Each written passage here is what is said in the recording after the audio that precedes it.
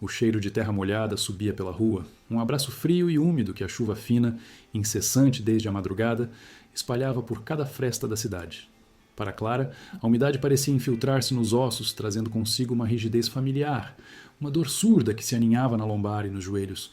Levantou-se da cama modesta, o colchão afundando sob o peso de um corpo que carregava mais de 6 décadas e uma infinidade de histórias não contadas. O espelho no guarda-roupa embaçado refletia uma imagem que ela raramente ousava encarar por tempo demais. Os cabelos brancos, finos, que teimavam em não se acomodar, as rugas profundas ao redor dos olhos que haviam visto tanta coisa e a boca que se curvava levemente para baixo, mesmo quando não havia tristeza explícita. Era o peso dos anos, o desgaste silencioso de uma existência vivida à margem. Cada movimento era um esforço, um lembrete de que o tempo não perdoa. Ao esticar-se para pegar o roupão, sentiu a pele fina das mãos, os nós dos dedos um pouco inchados, as veias salientes como um mapa de rios secos. A casa, embora limpa e organizada com o esmero de quem encontra propósito na rotina, parecia vazia, os ecos de uma vida que nunca realmente existiu ressoando nas paredes frias. O aroma do café fresco, moído na hora, era o único sinal de calor que ousava preencher o ar. Uma pequena indulgência que a transportava por alguns instantes para um lugar onde talvez pudesse se sentir cuidada. Mas a ilusão era breve. Ao sair para o ponto de ônibus, envolta em um casaco de lã surrada que conhecia cada dobra de seu corpo, Clara sentiu o vento gelado chicotear o rosto. Ninguém no ponto notou sua chegada. As pessoas passavam os olhos por ela, mas era como se sua imagem não se registrasse. Uma senhora de casaco colorido e bolsa nova consultava o celular. Um rapaz, com fones de ouvido, balançava a cabeça ao ritmo de uma música inaudível, e uma jovem mãe tentava conter seu filho agitado. Para todos eles, Clara era apenas uma sombra, mais um elemento da paisagem urbana, tão invisível quanto a fumaça que saía do bueiro. Entrou no ônibus, que estava meio cheio. Procurou um assento, sentindo-se um estorvo ao passar pelo corredor estreito. Ninguém desviou o olhar para dar espaço. Ninguém ofereceu ajuda quando a bolsa de pano ameaçou escorregar do ombro. Sentou-se num canto, ao lado da janela embaçada, e observou o mundo passar em borrões. Lá fora, o cinza do céu se misturava ao cinza do asfalto, e as gotas de chuva escorriam pela vidraça, cada uma delas um pequeno traço de sua própria melancolia. Pensou em quantas vezes se sentira assim, um mero contorno, sem cor, sem voz, existindo sem realmente ser percebida. Era uma dor silenciosa, um muro que se construíra tijolo por tijolo ao longo dos anos, uma estratégia de sobrevivência que a mantinha segura, mas também a impedia de sentir o calor do mundo. Antes de continuar, deixa um like e me conta de onde você está me ouvindo. Isso ajuda demais. A invisibilidade era uma velha companheira. Começou sutil, nos primeiros anos de casamento com Elias. Ele era um homem de poucas palavras, e as poucas que proferia eram como pedras, pesadas e frias. Nunca um elogio, nunca um carinho. Os olhos dele passavam por ela como se ela fosse parte da mobília, um objeto funcional, sem alma, sem desejo. Clara, então uma mulher jovem com o rosto ainda redondo e o sorriso fácil, foi murchando sob aquele olhar gélido. As conversas cessaram, as risadas morreram na garganta. Ela aprendeu a se silenciar, a guardar para si as pequenas alegrias e as grandes tristezas. Seus sonhos, antes tão vívidos, transformaram-se em sussurros inaudíveis, depois em cinzas. Ela lembrava-se de uma vez, no aniversário de casamento de 10 anos, quando vestiu um vestido novo, azul celeste, que realçava a cor de seus olhos. Passou horas arrumando os cabelos, um vestígio da vaidade que ainda teimava em resistir. Elias sequer notou. Perguntou apenas se o jantar estava pronto. Naquele dia, algo em Clara se quebrou e ela começou a se esconder. Primeiro, atrás de vestidos mais largos, depois atrás de um silêncio opaco que a envolvia como um manto protetor. Aos poucos, deixou de ser Clara, a mulher cheia de esperança, para se tornar a senhora Santos, a esposa dedicada, a dona de casa eficiente, mas, sobretudo, a mulher invisível. A vida com Elias era uma rotina maçante, um relógio que batia sempre no mesmo ritmo, sem surpresas, sem paixão. Ela cozinhava, lavava, costurava as roupas da família, fazia as compras, criava os filhos que nunca se tornaram ponte entre ela e o pai, mas apenas mais responsabilidades em seu colo. Sentia-se uma engrenagem, uma peça substituível numa máquina que não precisava de sua individualidade, apenas de sua funcionalidade. Quando ele morreu, 20 e poucos anos atrás, a casa ficou ainda mais silenciosa, mas a solidão não era novidade. A única diferença era que agora não precisava mais fingir que existia para alguém que se recusava a vê-la. A solidão dela era, na verdade, uma viúva de um casamento que já estava morto muito antes. Os filhos cresceram, casaram-se e foram viver suas próprias vidas com a distância natural que o tempo impõe. Visitavam-na, sim, com a frequência que a culpa lhes permitia. Mas as conversas eram superficiais, repletas de como a senhora está e a senhora precisa de alguma coisa? Nunca um como a senhora se sente, ou um o que a senhora deseja. Para eles também, ela era a mãe, a figura materna, mas não a mulher complexa com desejos e dores. Era como se a memória da Clara jovem e vibrante tivesse sido apagada, substituída por essa versão envelhecida e desbotada que apenas existia para cumprir um papel. A costura, sua paixão desde menina, era o que a mantinha sã. As agulhas, os tecidos, o barulho ritmado da máquina de costura antiga de pedal eram os únicos companheiros que não a julgavam, que não a ignoravam. Em suas mãos calejadas, pedaços de pano se transformavam em algo novo, útil. Havia uma magia nisso, uma pequena satisfação em criar, em dar forma. Mas os reparos que fazia para os vizinhos eram simples, pequenos, e o pagamento era quase simbólico. Nunca o suficiente para fazê-la sentir-se realmente valorizada. Apenas um paliativo para as contas e para a alma. Aquele sábado, apesar de ter amanhecido sob uma névoa fria, prometia um sol brando para o meio-dia. Era o dia da feira livre, e Clara precisava de um botão para a blusa de uma cliente. Um reparo que não podia esperar. A ideia de ir à feira, com seu burburinho, seus cheiros fortes, a multidão de pessoas, era sempre um misto de anseio e apreensão. Anseio por ver a vida em movimento, por sentir-se parte de algo, mesmo que fosse apenas como uma observadora silenciosa. Apreensão pela certeza de que, ali, entre tantos rostos, ela seria apenas mais um corpo sem peso, um olhar que ninguém encontraria. Ao sair do ônibus, o sol já se esforçava para romper as nuvens, pintando o céu com tons pálidos de azul e cinza. O cheiro da garoa recém-caída misturava-se agora ao da terra úmida e ao aroma do pão quente vindo da padaria da esquina. O coração de Clara, acostumado a bater num ritmo monótono de sobrevivência, apertou-se ligeiramente. Era o frio de sempre, mas também o pressentimento de algo, uma expectativa minúscula que ela se recusava a nomear. Tentava afastar o pensamento, sabendo que a esperança era uma armadilha, uma promessa que a vida raramente cumpria para pessoas como ela. Caminhava pela calçada irregular, os sapatos gastos amortecendo mal o impacto no asfalto. Seus olhos, acostumados a desviar, a não fazer contato, percorriam o chão, buscando evitar os buracos, as rachaduras, as sujeiras da rua. Era uma metáfora para aspirar sua vida, sempre olhando para baixo, atenta aos perigos iminentes, esquecida de que havia um céu acima, um horizonte à frente. Os passos eram lentos, hesitantes, o corpo, um fardo que a levava de um lugar a outro, mas que não a fazia sentir-se presente.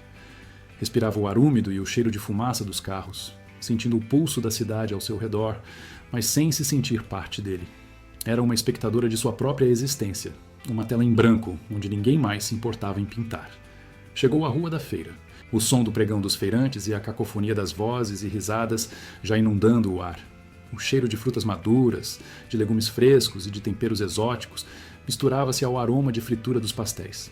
Por um instante, o cenário vibrante ameaçou despertar algo dentro dela, uma memória distante de uma alegria mais simples, de um tempo em que os sentidos eram mais aguçados e o mundo parecia cheio de promessas. Mas a sensação foi rapidamente abafada pela velha amiga, a invisibilidade. Ela via as pessoas se cumprimentando, os sorrisos trocados, os abraços apressados. Via as mães com seus filhos pequenos, as namoradas de mãos dadas, os casais idosos caminhando lado a lado, as bolsas cheias de compras.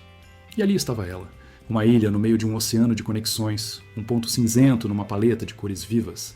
A dor de se sentir tão insignificante era tão antiga que mal a reconhecia como dor. Era apenas existência. Havia se acostumado à ausência de olhares, à falta de reconhecimento. Aceitara seu destino de ser uma figura de fundo, uma nota de rodapé na grande história da vida.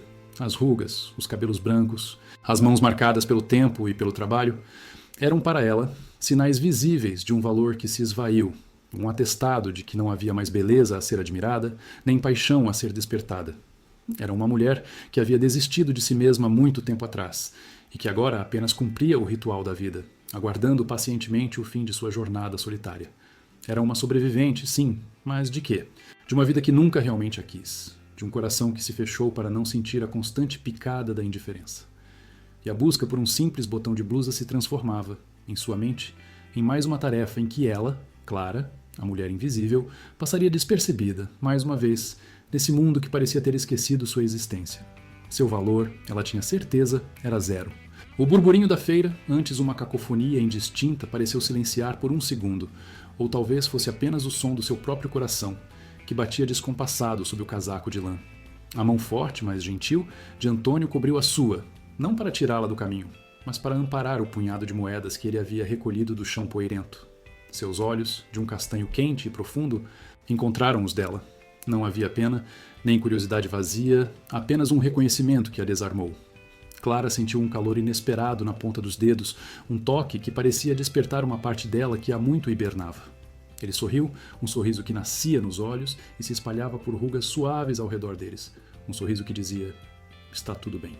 Ela murmurou um obrigada, que quase se perdeu no ar. A voz rouca, desacostumada a manifestar gratidão por um gesto tão simples.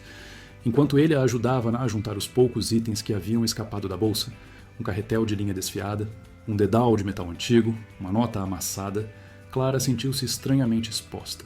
Ninguém jamais havia se detido para ajudá-la de forma tão atenciosa, como se cada pequeno objeto, cada centavo, tivesse um valor intrínseco. Ela estava acostumada a ser a mão estendida, a figura que aparava as pontas soltas da vida alheia, jamais a que recebia esse tipo de cuidado. Antônio se ergueu, entregando-lhe a bolsa com um gesto cavalheiro. A senhora está bem? Perguntou a voz grave e macia como um bálsamo. Clara assentiu, sem conseguir desviar o olhar do dele. Havia uma intensidade naqueles olhos que a fazia sentir-se vista, e isso era perturbador. Sentiu o rubor subir-lhe às maçãs do rosto, um embaraço adolescente que julgavam há muito sepultado. Precisa de mais alguma coisa, Clara? Ele perguntou, e o uso de seu nome, dito com tanta familiaridade e doçura, a fez estremecer, como ele sabia seu nome. Talvez a tivesse visto por ali, na feira ou nas ruas do bairro. Ele notou a pergunta silenciosa em seus olhos. Meu nome é Antônio. Sou novo por aqui, mas voltei às minhas origens. Ouvi falar muito de seus reparos de costura, Clara.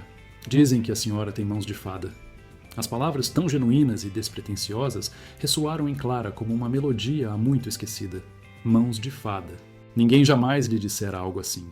Elias a via apenas como uma ferramenta, um par de mãos que servia a seus propósitos. Os filhos, quando a viam costurando, apenas comentavam a praticidade de ter alguém para remendar meias furadas, mas mãos de fada. Aquilo era poesia.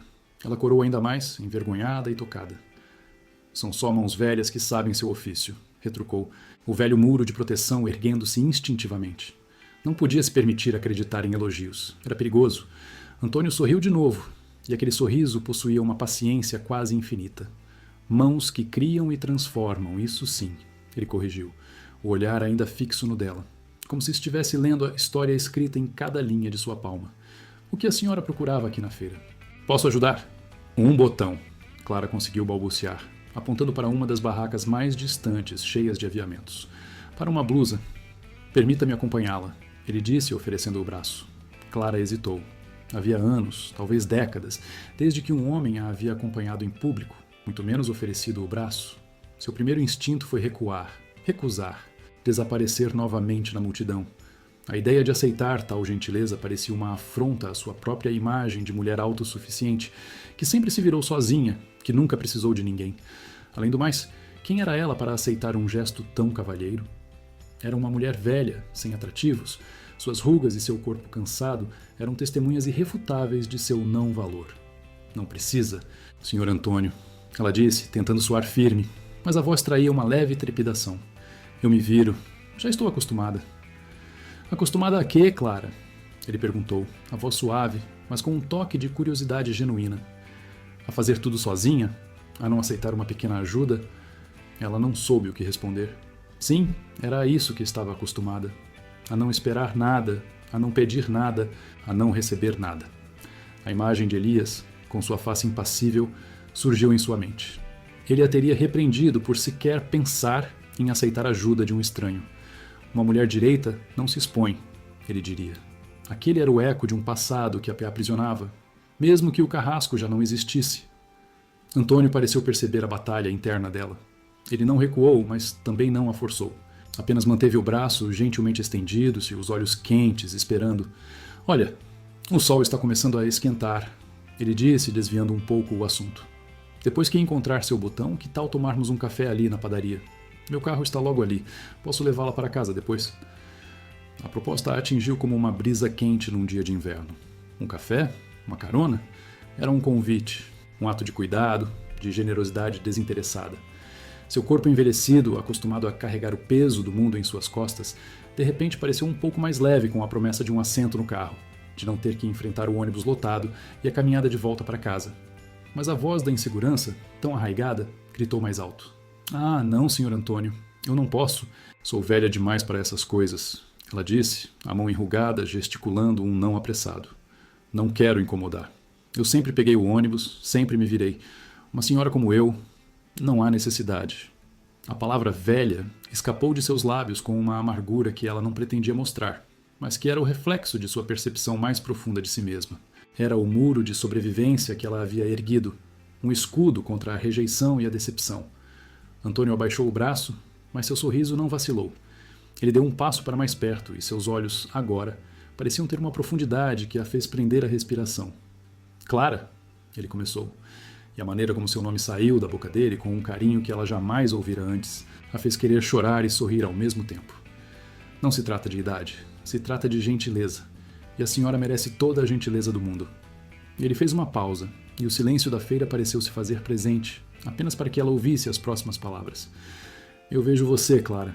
Vejo a sua doçura, a sua força. Vejo a mulher que a senhora é, independentemente da passagem do tempo. E não há incômodo algum em cuidar de alguém que merece ser cuidado. Aquelas palavras.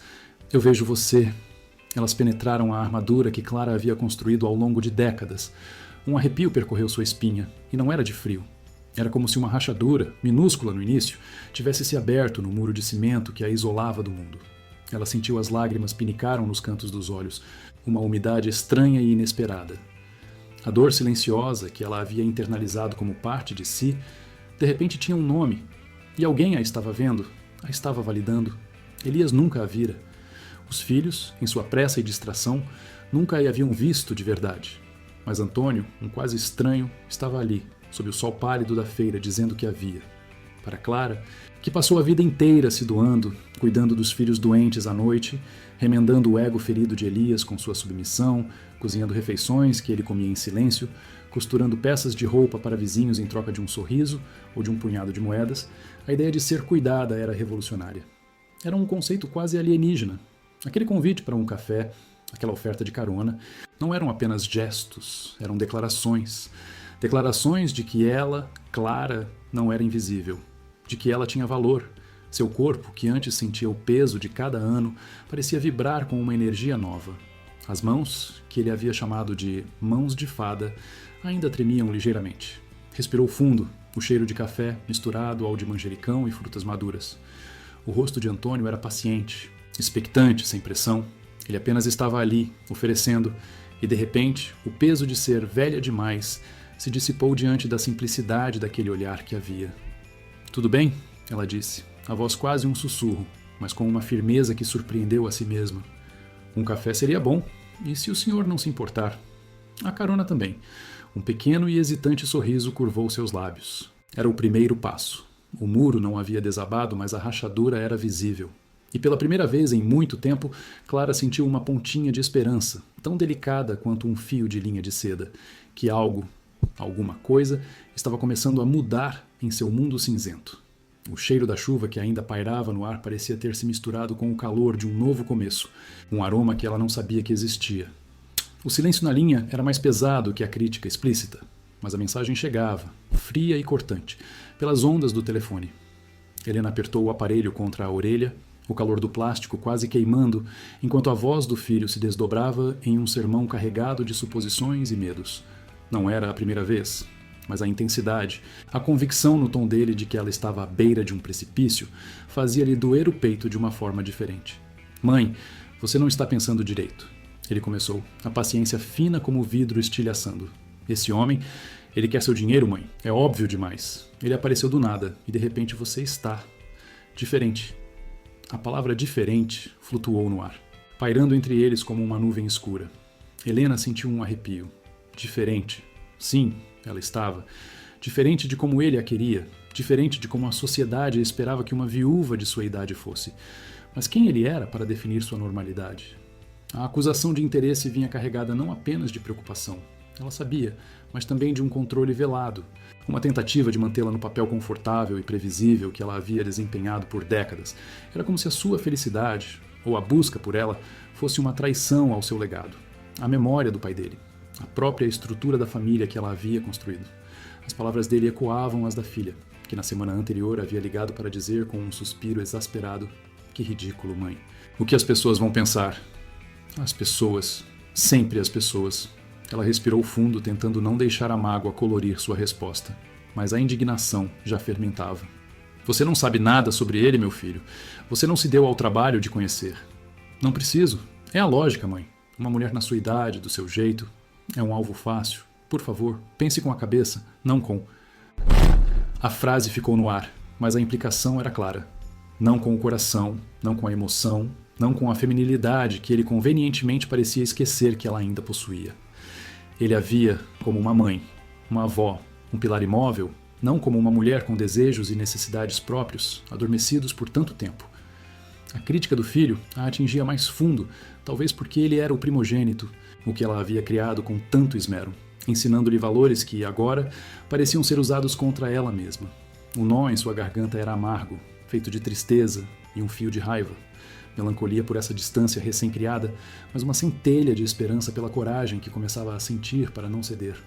Desligou o telefone, sentindo as mãos tremerem. A casa parecia encolher ao seu redor. As paredes de outrora segurança, agora sufocantes, cheias de ecos, de expectativas não ditas. Ligou para Lúcia. Lúcia, com seus cabelos roxos e seu riso fácil, era o seu porto seguro fora da família.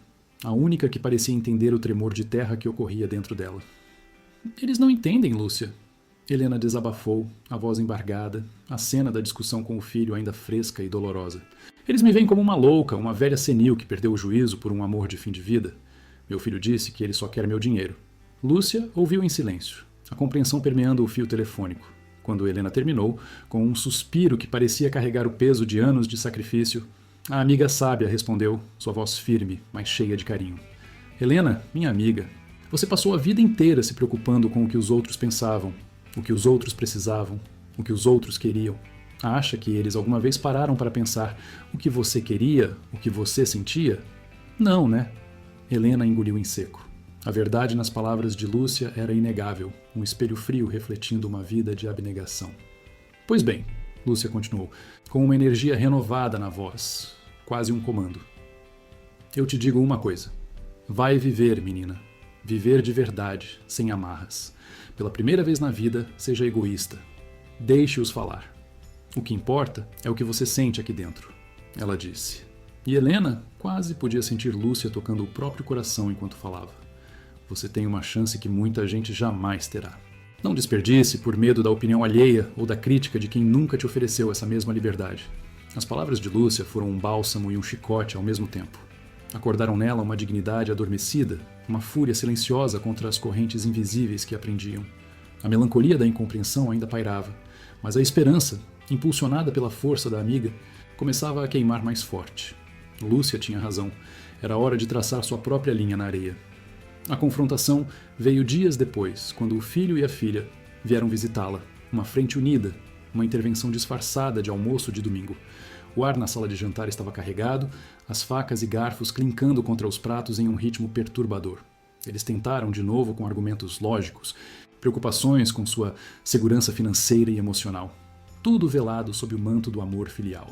Mas Helena não era mais a Helena de antes. As palavras de Lúcia e a convicção crescente dentro de si haviam solidificado algo inquebrável. Ela os ouviu, sim, com uma calma que os desarmou por um momento, antes de levantar a mão para silenciar a próxima onda de repreensão. Seus olhos, que viram tantas primaveras e invernos, fixaram-se primeiro no filho, depois na filha, com uma intensidade que nunca antes havia mostrado. Sua voz, quando veio, era baixa, mas carregada de uma autoridade que parecia emanar de algum lugar profundo e recém-descoberto. "Eu ouvi vocês. Eu entendo as suas preocupações, ou o que vocês pensam que são preocupações", ela começou, sua voz ganhando força a cada palavra. "Mas agora é a minha vez de falar. E eu quero que vocês me ouçam, de verdade, pela primeira vez." O silêncio na sala era quase palpável, quebrado apenas pelo leve zumbido da geladeira na cozinha. "Eu passei a vida vivendo para vocês", ela declarou, a frase saindo com a força de uma rocha sendo atirada. Eu abri mão de sonhos, de vontades, de uma parte de mim mesma, para que vocês tivessem tudo, para que a família tivesse uma base sólida, para que ninguém jamais pudesse dizer que eu falhei como mãe, como esposa. Uma lágrima escorreu, não de tristeza, mas de uma exaustão antiga que finalmente encontrava voz. Eu me anulei. E não me arrependo de ter lhes dado tudo o que pude, mas a verdade é que eu me perdi no caminho. Eu me esqueci de mim. Ela olhou para cada um, os olhos marejados, mas firmes. Agora, ela continuou, a voz subindo um pouco mais, reverberando com uma nova e poderosa resolução. Agora é a minha vez. A minha vez de viver para mim, de descobrir quem eu sou sem o rótulo de mãe de vocês, esposa de seu pai. A minha vez de sentir, de errar, de ser feliz, do meu jeito. Ela apertou as mãos na toalha de mesa, sentindo a textura áspera contra a pele. Eu não estou pedindo a permissão de vocês. Eu estou informando a vocês. E se vocês me amam de verdade, como dizem, então vocês vão me apoiar. Vocês vão aceitar a minha escolha, mesmo que não a entendam. Porque o que eu estou buscando é a minha paz, a minha alegria. E se isso lhes parece ridículo ou perigoso, ela disse, usando as próprias palavras deles, então talvez vocês não me conheçam tanto quanto pensam. Um silêncio chocado se instalou. Seus filhos a observavam, as bocas entreabertas, os olhos arregalados pela revelação. Eles nunca a tinham visto assim. Nunca haviam testemunhado a força que jazia adormecida sob a superfície de sua gentileza e sacrifício. Era um momento de ruptura, uma declaração de independência que ela esperou uma vida inteira para fazer. A dor da possível separação estava lá, um nó em seu estômago, mas sobrepunha-se a ela uma sensação inebriante de liberdade, de alívio. Ela finalmente havia falado sua verdade, e isso era um tipo de esperança, um futuro que ela estava disposta a lutar para conquistar. A cena da primeira noite entre ela e Arthur não foi um arroubo de paixão juvenil, mas um delicado desvendar de anos de guardadas inseguranças, um ritual de aceitação e ternura. A melancolia de uma vida de negação sexual, de um corpo que envelhecera e mudara sem ser verdadeiramente celebrado, pairava como uma névoa densa no quarto.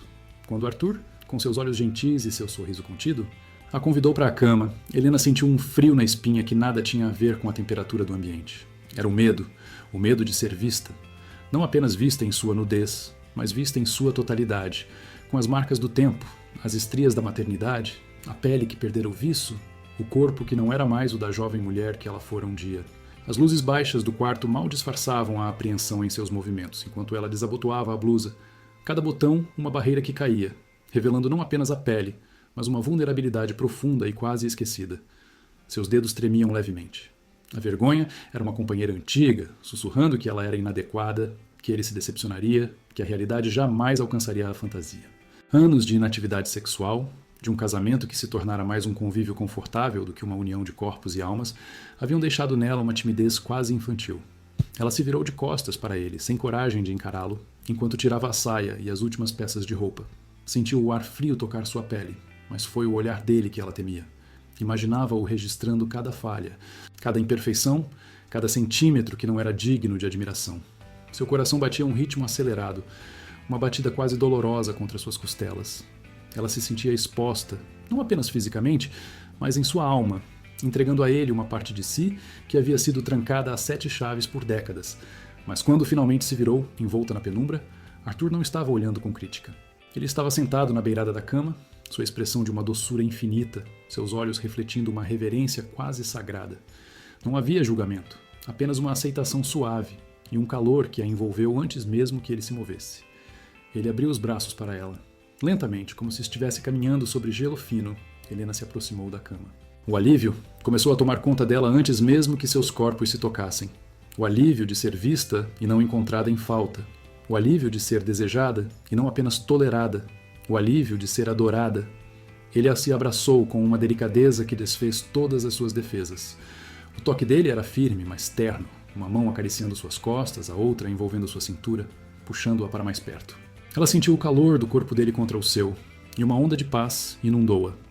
Era um abraço que não pedia nada, apenas oferecia conforto e aceitação. Seus lábios encontraram os dele, um beijo demorado, sem pressa, que selava não apenas um desejo físico, mas uma conexão profunda de almas solitárias que se encontravam. Ele a deitou suavemente na cama, não com a urgência de um amante jovem, mas com a paciência de um homem que compreendia a jornada que ela havia percorrido. Seus beijos desceram por seu pescoço, seus ombros, cada carícia uma palavra não dita de apreciação. Ela fechou os olhos, as lágrimas brotando silenciosamente, não de tristeza, mas de uma emoção tão avassaladora que mal conseguia contê-la. Era a libertação, era o reconhecimento, era a redescoberta de um corpo, de uma mulher que ela pensou ter perdido para sempre. Ele sussurrou palavras doces em seu ouvido, sobre a beleza dela, sobre a coragem que via em seus olhos, sobre o milagre de tê-la ali, em seus braços. Cada palavra era um bálsamo para as feridas de anos de negligência e autocrítica. Ela se permitiu relaxar, a tensão de décadas se esvaindo de seus músculos. Pela primeira vez em muito tempo, ela se sentiu inteira, feminina, desejável. Não era apenas o ato físico, mas a totalidade do momento, o toque, as palavras, o olhar que curava. Era a sensação de ser amada por quem ela era, com todas as suas marcas e sua história, que trazia uma esperança renovada, uma promessa de que a vida, mesmo depois de tantos anos, ainda guardava presentes inesperados. E naquele abraço, naquela noite, Helena soube que havia feito a escolha certa. O mundo lá fora poderia continuar a julgá-la, mas ali, nos braços de Arthur, ela estava finalmente em casa. O sabor da melancolia de um passado que não voltaria misturava-se agora com a doçura de um presente vibrante e um futuro que prometia florescer. Os dias que se seguiram àquela declaração silenciosa, ao toque que prometia mais do que meras palavras, foram como um amanhecer tardio para ela. Cada conversa com Carlos, cada risada partilhada, cada passeio de mãos dadas pelas praias que antes pareciam desertas de significado, preenchiam um vazio que ela nem sabia que existia. A paisagem, a brisa do mar, o cheiro de sal e maresia, tudo parecia novo, pintado com as cores vibrantes de uma felicidade há muito esquecida. Ela sorria mais, dormia melhor, e até seu passo, antes hesitante, ganhou um ritmo mais leve, mais decidido. Por um tempo, a bolha de alegria que a envolvia parecia impenetrável, um refúgio doce onde a idade era apenas um número e o passado uma sombra distante. Mas a vida, com sua insistência teimosa em seguir seu curso, raramente permite que se viva em bolhas por muito tempo. As notícias, como ondas que quebram na praia, eventualmente alcançaram os ouvidos de quem ela mais amava e também de quem a observava com a lupa do julgamento. A primeira rachadura veio numa tarde de domingo, durante o almoço semanal na casa da filha, Sofia. A atmosfera, geralmente cordial, estava carregada. Marcos, o filho mais velho, de semblante grave e olhos acusadores, foi o primeiro a se pronunciar, sem rodeios. "Mãe, a gente precisa conversar sério." Sofia me contou umas coisas. Sua voz era fria, cortante, a de um promotor diante de um réu. Ela sentiu o estômago gelar. "Conversar o quê, meu filho? Está tudo bem." A frase soou oca, mesmo para seus próprios ouvidos. "Não está tudo bem, mãe. Que história é essa de um homem novo?" E mais novo ainda por cima. "A senhora não está pensando direito. Ele só pode querer seu dinheiro, sua casa na praia. A senhora já não é uma menina para essas aventuras. É ridículo." A palavra ridículo atingiu-a como um tapa. Ela viu o assentimento silencioso de Sofia, que limpava a boca do neto com uma expressão de desaprovação. O olhar de Marcos era um misto de raiva e piedade, uma piedade que ela detestava mais do que a raiva. Sentiu-se subitamente encolhida, como uma criança repreendida, toda a sua nova alegria murchando sob o peso daquele julgamento implacável. "Marcos, por favor, eu tenho direito à minha vida." Sua voz quase não saiu. "Que vida, mãe? A senhora sempre foi nossa mãe, nossa avó, a referência. Que exemplo a senhora está dando? As pessoas vão falar. A senhora quer virar piada?" Ele se levantou, batendo as mãos na mesa, a fúria tomando conta de seu rosto. "Que papelão! Eu não acredito que a senhora está se sujeitando a isso." Ela sentiu o sangue ferver, mas as palavras ficaram presas na garganta, sufocadas pela dor de ser tão profundamente incompreendida por aqueles a quem havia dedicado a vida inteira. A melancolia daquela tarde de domingo não veio apenas da repreensão, mas da constatação de que o amor dos filhos, por vezes, era também uma jaula, construída com boas intenções, mas ainda assim uma jaula. Ela deixou a casa da filha com a alma pesada, o sabor da comida amargo na boca e a sensação de que, mesmo depois de tantos anos, ainda precisava da aprovação de seus filhos para existir plenamente. A semana seguinte foi um tormento. Ligações diárias de Marcos, com o tom de vigilância e olhares de estranhamento das vizinhas que, certamente, já tinham feito suas próprias conclusões. Ela se sentia novamente presa. A liberdade que havia provado era agora uma miragem distante. Foi nesse torvelinho de dúvidas e angústias que procurou sua amiga de longa data, Helena. Elas se encontraram no pequeno café da praça. O mesmo onde tantas confidências já haviam sido partilhadas ao longo dos anos. Helena, com seu olhar sagaz e seu cabelo grisalho que emoldurava um rosto cheio de marcas de sabedoria e riso, escutou-a em silêncio, apenas acenando com a cabeça enquanto ela derramava todas as suas mágoas, as acusações de Marcos, o peso do julgamento social, o medo de estar errada. Quando terminou, sentindo-se um pouco mais leve por ter desabafado, Helena segurou sua mão sobre a mesa, apertando-a com firmeza. Escute bem o que vou te dizer, menina. Marcos e Sofia te amam, do jeito deles, mas esse amor é egoísta. Eles querem que você seja a mãe que eles sempre conheceram, a viúva que eles podem controlar, a avó que assa bolos e não tem uma vida própria. Eles não querem que você seja feliz para você. Eles querem que você continue sendo a base de sustentação deles, o porto seguro e imutável. Mas e você? A voz de Helena era suave, mas carregada de uma força inabalável. Você passou a vida inteira vivendo para eles, para o seu marido, para os seus filhos, para o seu neto. Você abdicou de seus sonhos, de seus desejos, para ser a mulher que esperavam que você fosse. E agora que você, pela primeira vez em muito tempo, encontra um sopro de vida, um motivo para sorrir sem culpa, eles te chamam de ridícula? Ela sentiu os olhos marejarem. As palavras de Helena tocando uma ferida antiga. Mas e se eles estiverem certos, Helena? E se ele? Helena a interrompeu com um sorriso triste, mas firme. E se ele quiser seu dinheiro? E se ele for mais novo? E se for só uma paixão passageira? E daí? Qual é o problema em viver, mesmo que por um tempo? A vida é efêmera, minha amiga. Ninguém tem a garantia do amanhã. Você tem uma chance rara de sentir o que a vida ainda pode te oferecer. De redescobrir-se como mulher, não apenas como mãe ou avó. Não deixe que o medo e o julgamento dos outros te roubem isso. Vai viver, menina. Vá viver para você. Arrisque-se, caia, levante, mas viva. Não se arrependa do que não fez. As palavras de Helena ecoaram em sua alma como um clarim que dissipava a névoa. Vai viver. Menina, era um comando, um conselho, uma permissão. A melancolia se misturou a uma faísca de coragem. Era hora de não pedir mais permissão para respirar. A próxima confrontação não demorou a chegar. Marcos insistiu em conversar mais uma vez, como adultos. E ela, fortalecida pela conversa com Helena, concordou. O encontro foi na sala de sua própria casa, um cenário neutro, mas que ela agora via como seu território. Marcos chegou acompanhado de Sofia, ambos com a mesma postura rígida de juízes. Mãe, nós só queremos o seu bem. Estamos preocupados. A senhora está agindo de forma impulsiva e... Marcos começou, a voz polida, mas com a ameaça implícita de um veredito. Ela o interrompeu pela primeira vez na vida, com uma voz firme e inabalável que surpreendeu a ele, a Sofia e a si mesma. Chega, Marcos. Chega, Sofia. Eu ouvi tudo o que vocês tinham a dizer, e agora vocês vão me escutar. A calma em sua voz era a calmaria antes da tempestade, ou talvez a calma de quem finalmente encontrou seu centro. Eu passei a vida vivendo para vocês, abrindo mão dos meus sonhos, das minhas vontades, para que vocês tivessem tudo. Para que tivessem o melhor colégio, o carro novo, a casa arrumada, a mãe sempre presente, a avó que faz bolo e cuida de gripes. Eu vi meu corpo mudar, meu rosto envelhecer, minha juventude esvair-se, sempre me colocando em segundo plano para atender às expectativas de vocês e do pai de vocês. Ela olhou de um para o outro, os olhos fixos, sem desviar. Eles estavam chocados, sem saber como reagir àquela mulher que, de repente, não era mais a mãe submissa que conheciam.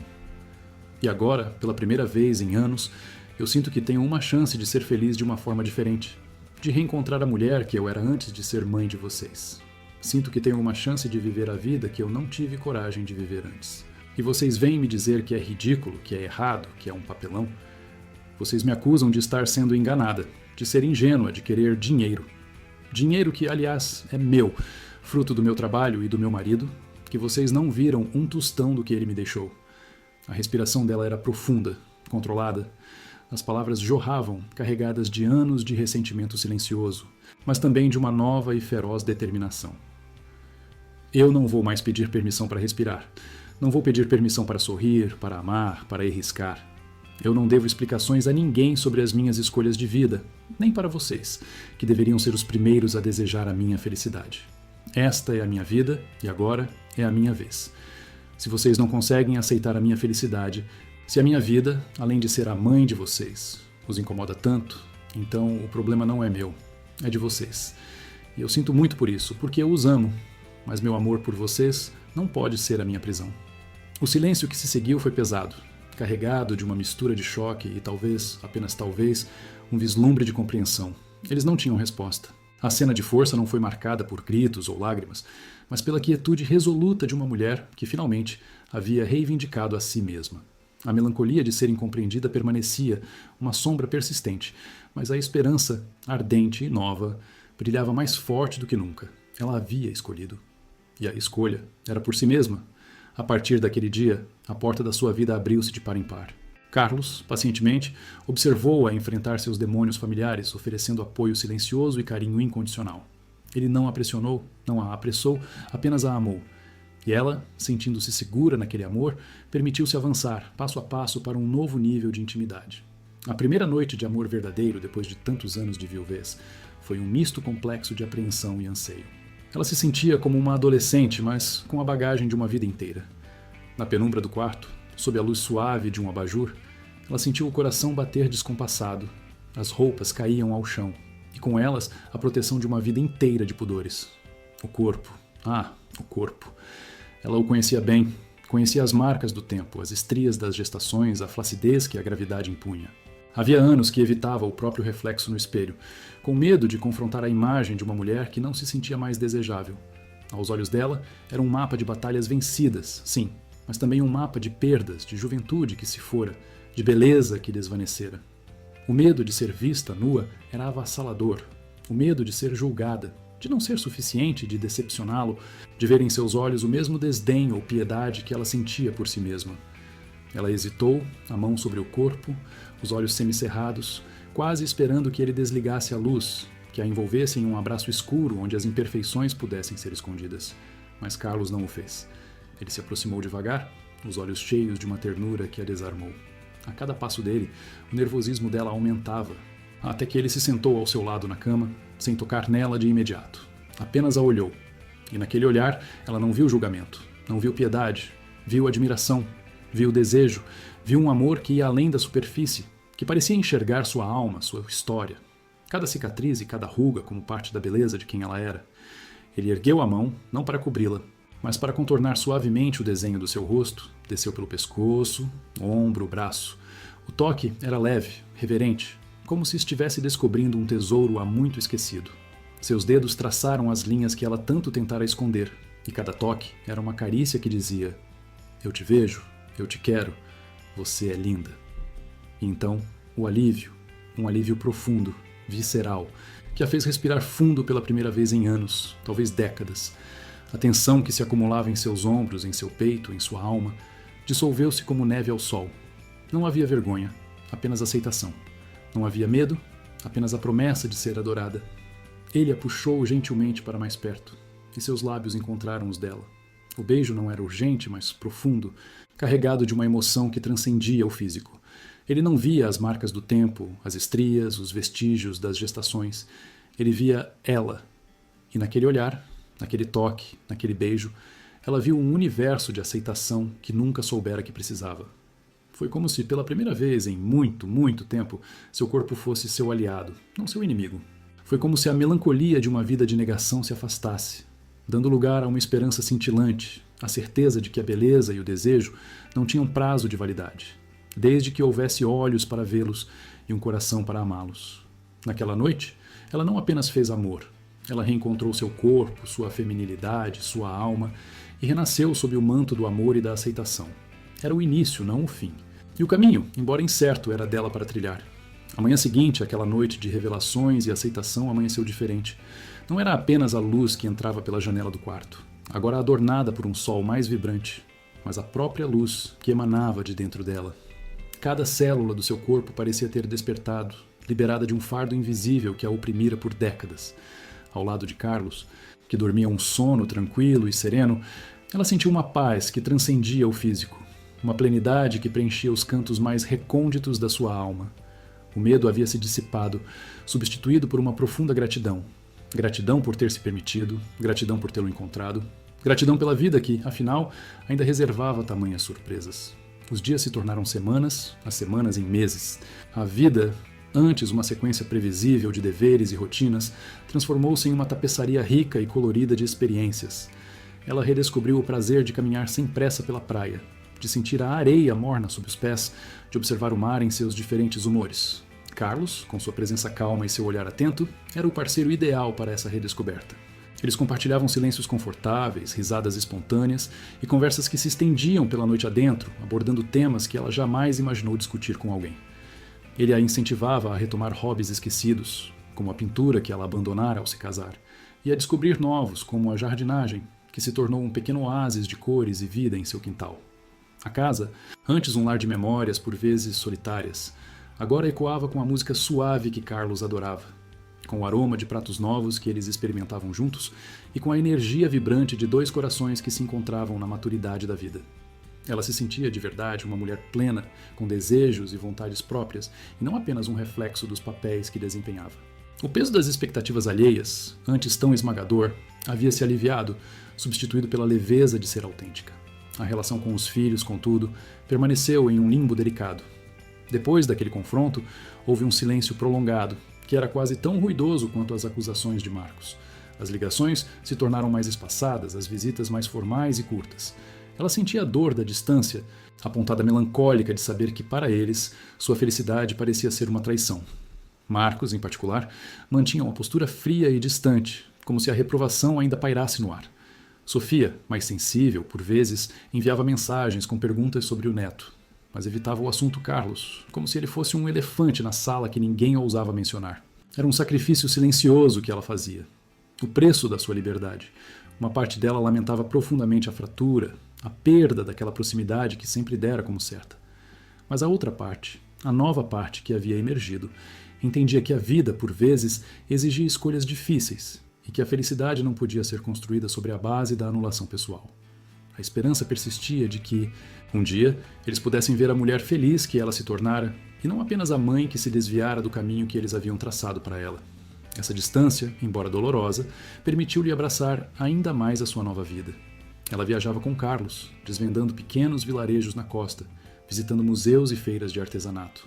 Cada viagem era uma aventura, uma oportunidade de criar novas memórias que não estavam ligadas ao seu passado familiar, mas sim ao seu presente e futuro. Em cada novo lugar, em cada pôr do sol compartilhado, em cada mão apertada, ela sentia que estava recuperando o tempo perdido, preenchendo as lacunas de uma vida que ela não sabia que estava incompleta. Havia momentos, claro, em que a melancolia se esgueirava. Em noites mais frias, quando o vento uivava lá fora, ela pensava nos netos, nas datas comemorativas que se tornaram mais solitárias. Sentia falta da bagunça festiva, do calor dos abraços que pareciam agora tão distantes. Mas Carlos estava sempre ali, um farol de calma e afeto capaz de dissipar as sombras com um sorriso ou um toque carinhoso. Ele não tentava apagar sua dor, mas a abraçava junto dela, mostrando que a melancolia podia coexistir com a esperança, que a saudade não precisava anular a alegria. Um dia, ao lado de Carlos, enquanto observavam as ondas quebrarem na praia, ela percebeu que a areia que deslizava entre seus dedos era um lembrete constante da impermanência do tempo. Mas não era um lembrete triste, e sim um convite. Um convite para viver cada grão, cada momento, com intensidade e gratidão. Ela havia passado por um julgamento não apenas dos seus filhos, mas de si mesma, e havia feito uma escolha. E essa escolha, embora carregasse cicatrizes, a havia levado a um lugar de paz, de amor e de uma esperança renovada que, para sua surpresa, era muito mais forte do que qualquer dor. O outono da sua vida estava se revelando uma primavera tardia, e ela estava pronta para florescer, com todas as suas cores, com todas as suas verdades, sem medo de ser quem ela realmente era. A vida, ela descobriu, era um presente que continuava a se desdobrar, e ela estava finalmente pronta para recebê-lo de braços abertos. Os dias escorriam, não mais em uma sucessão monótona e cinzenta, mas em um fluxo suave de cores recém-descobertas. Cada amanhecer ao lado dele era uma promessa silenciosa, um convite para desdobrar-se em um mundo que antes parecia rigidamente fechado. O pequeno apartamento, antes um refúgio solitário, transformara-se em um lar vibrante com a partilha de risadas, a melodia abafada de suas canções ao cozinhar e o calor dos seus abraços antes de adormecer. Ele era a âncora que ela não sabia que precisava, um porto seguro que a encorajava a levantar suas próprias velas. A cada toque, cada palavra de carinho, a velha armadura que ela construíra em torno de si começava a ceder, não em estilhaços dolorosos, mas em pétalas que se abriam lentamente para o sol.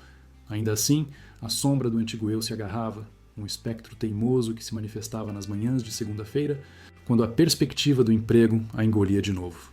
A agência Era um purgatório de luzes fluorescentes e expectativas sufocantes, onde os sonhos eram negociados por migalhas de um salário que mal cobria as contas. Cada dia era um exercício de exaustão, um desgaste silencioso da alma. Ela se pegava olhando pela janela, os dedos traçando padrões invisíveis na poeira do parapeito, um anseio profundo por algo mais, algo que realmente a preenchesse. A demissão era uma palavra sussurrada em seu coração, um eco que ganhava força, mas o medo do desconhecido, da instabilidade financeira que a atormentara por tanto tempo, era um inimigo formidável. Certa noite, enquanto ele dormia pacificamente ao seu lado, ela se levantou e caminhou até a pequena sala. A luz da lua filtrava-se pela cortina, iluminando um canto onde ele havia deixado algumas caixas antigas de sua infância. Curiosa, ela abriu uma delas. Lá dentro, entre cadernos velhos e brinquedos esquecidos, encontrou um estojo empoeirado de tintas a óleo e alguns pincéis endurecidos. Lembrou-se de uma fase distante, na adolescência, quando passava horas na frente de uma tela barata, tentando capturar as nuances do céu crepuscular. Era um passatempo que a vida havia roubado, substituído pela urgência da sobrevivência. Naquela noite, a velha paixão reacendeu. Ela não pintou imediatamente, mas a semente foi plantada. Nos dias seguintes, as horas vagas eram preenchidas não mais por distrações vazias, mas por visitas a lojas de artesanato, por explorar tutoriais na internet. Começou com bordados simples, pequenos pontos que teciam formas e cores em pedaços de linho. Era uma quietude terapêutica, um refúgio para as mãos e a mente. Cada linha, cada agulhada era um ato de criação, de redefinição. Ele notava a mudança nela, a leveza em seu passo, o brilho renovado em seus olhos. Não a questionava, apenas a apoiava, elogiando cada pequeno trabalho, pendurando-os na parede com orgulho. A decisão de deixar o emprego veio quase sem aviso. Foi um sussurro em seu interior que se tornou um grito, uma libertação. No dia em que entregou sua carta de demissão, sentiu um tremor misto de pânico e euforia. Ao sair da agência pela última vez, o peso de anos esmagadores finalmente se dissolveu, e o ar da rua nunca pareceu tão puro, tão cheio de possibilidades. Com a mente mais livre e as mãos ocupadas com fios e tecidos, o mundo dela se expandiu. A insegurança financeira ainda era um fantasma, mas a alegria de criar era um escudo potente. Foi nesse período de transformação que ele a convidou para conhecer sua família. "Minha mãe e as crianças estão ansiosas para te ver", ele disse, seus olhos transmitindo uma calma que ela não sentia. O nervosismo se instalou, uma névoa fria de autocrítica e ansiedade. Seria ela boa o suficiente? Seria aceita? A imagem de uma sogra severa e filhos curiosos demais a assombrava. O domingo em que foram à casa de sua mãe foi surpreendentemente acolhedor. A casa, aninhada em um bairro tranquilo com jardins floridos, exalava o aroma reconfortante de bolo recém-assado e café. A mãe dele, Dona Clara, era uma mulher de cabelos prateados, olhos gentis e um sorriso que desarmava qualquer preocupação. Seu abraço era caloroso e sincero, e suas palavras, poucas e sábias, pareciam penetrar direto em sua alma. "Ele fala muito de você", ela disse, apertando sua mão, e vejo o brilho nos olhos dele que há muito não via. Isso é o que importa. Não houve julgamento, apenas uma aceitação tranquila e imediata.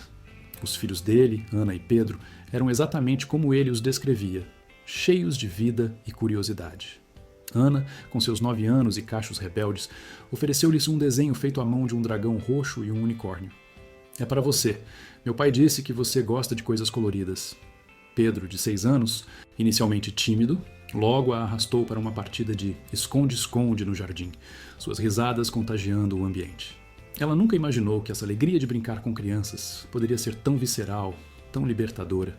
Eles a viam não como uma substituta, mas como uma adição, uma nova peça que se encaixava perfeitamente no quebra-cabeça de sua família. Não houve perguntas invasivas sobre seu passado, apenas a espontaneidade pura da infância e a serenidade daquela mulher que a acolhia com o coração. Naquela tarde, sentada na varanda enquanto Dona Clara lhe servia chá e biscoitos, observando Ana e Pedro correndo no quintal com ele, um sentimento de pertencimento a inundou. Era uma aceitação que ela nunca havia ousado sonhar. Um calor que derretia as últimas camadas de sua solidão. Dona Clara notou seu bordado na bolsa e perguntou sobre ele. Ela mostrou-lhe um pequeno desenho que estava começando e a mãe dele acenou com a cabeça. "É lindo. É preciso coragem para criar algo com as próprias mãos, para expor o que está dentro da gente."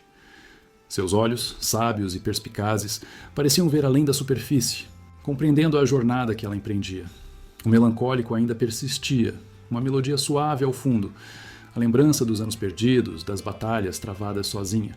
Mas agora, Não era um lamento, e sim um eco distante, um lembrete do quão longe ela havia chegado.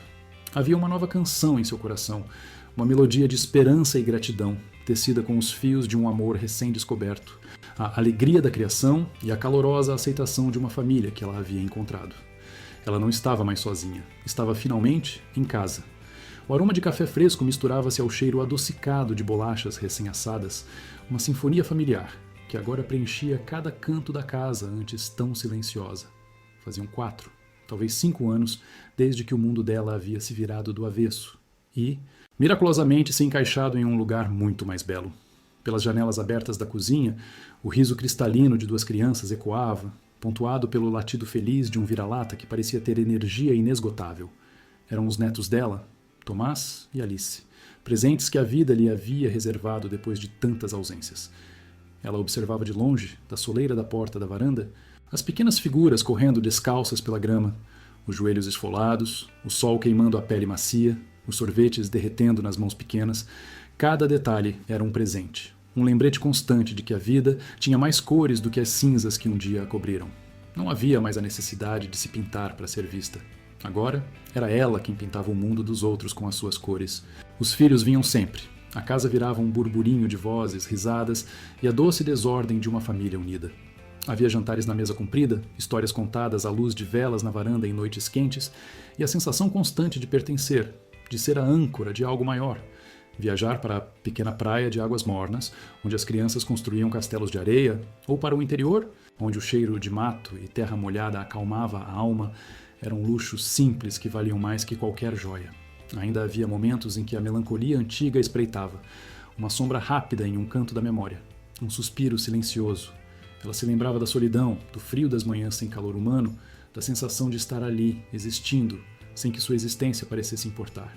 Mas esses momentos eram efêmeros, rapidamente engolidos pela torrente de vida que a cercava agora. Um pequeno par de braços se enlaçava em suas pernas. "Vovó, vem brincar com a gente." Ela sorriu, um sorriso que alcançava os olhos, rugas suaves de felicidade espalhando-se pelos cantos, e enquanto se abaixava para abraçar a neta, sentindo o cheiro de sol e terra nos cabelos dela, uma verdade profunda se solidificava em seu coração. Não foi sorte. Não foi um capricho do destino ou uma coincidência fortuita. Foi escolha. A escolha de não se conformar com a invisibilidade, de buscar, de lutar, de permitir que a vulnerabilidade abrisse portas antes trancadas pelo medo. A escolha de se amar o suficiente para exigir ser vista, ser ouvida, ser valorizada. Foi a escolha de plantar sementes de esperança mesmo em terra árida e de regá-las com paciência até que florescessem em um jardim de afeto e presença. E você? Já se sentiu invisível, caminhando por um mundo que parecia não notar sua existência? Se essa história, com seus altos e baixos, suas dores e suas vitórias silenciosas, te deu esperança, se te fez pensar que há mais cores à sua espera, se inscreve para mais relatos como este. Nunca é tarde para ser amada. Nunca é tarde para escolher ser vista.